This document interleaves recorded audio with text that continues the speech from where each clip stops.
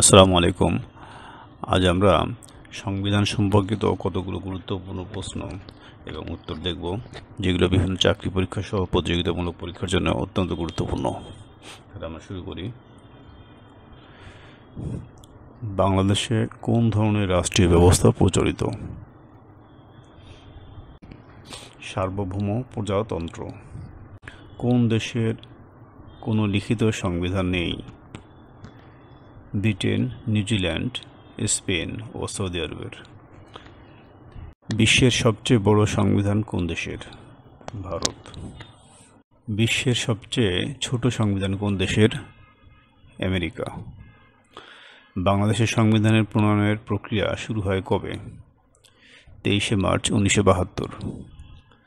বাংলাদেশের সংবিধান কবে উত্থাপিত হয়? 12ই অক্টোবর 1972।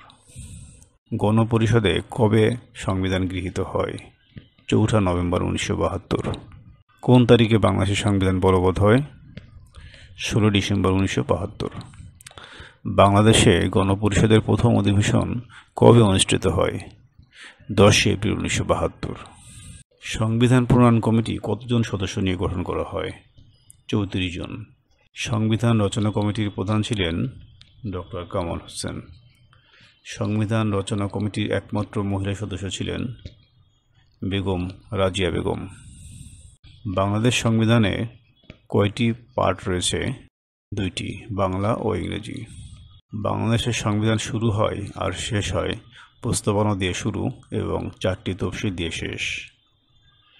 বাংলাদেশের সংবিধানের ভাগ রয়েছে মোট 11টি। আমাদের সংবিধানের অনুচ্ছেদ বা ধারা 153টি। বাংলাদেশের প্রথম হস্তলেখা সংবিধানের মূল লেখক ছিলেন আব্দুর রউফ।